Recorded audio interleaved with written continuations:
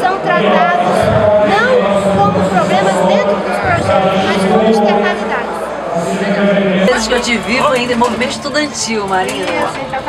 Muito tempo lá no Meta, na rua. Olha, felicidade é de domínio público. É domínio público, né? Estão fazendo a integração entre meio ambiente, desenvolvimento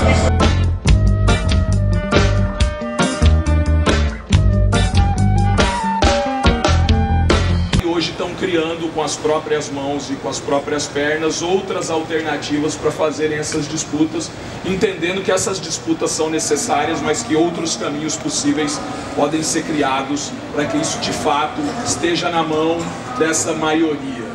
Então, para começar, as provocações passam por aí, e Ivana, o Rovai, se quiserem completar, e se a Marina também já quiser.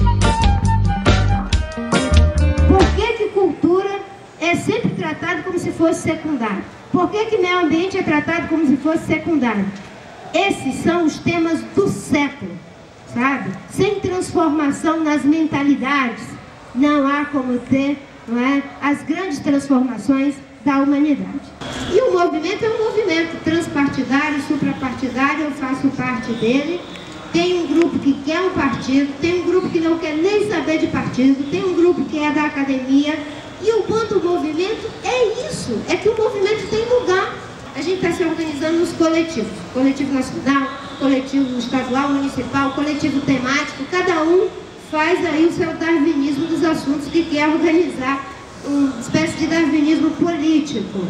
Há um núcleo estagnado que está no centro do processo decisório, econômico, social, enfim, político. Esse núcleo está estagnado porque virou projeto de poder pelo poder, do dinheiro pelo dinheiro, do lucro pelo lucro. E com graves prejuízos para a humanidade. E o bom de tudo isso é que há um grupo, uma parte da sociedade planetária, que está se descolando desse núcleo estagnado. Por quê? Porque não sente mais chão.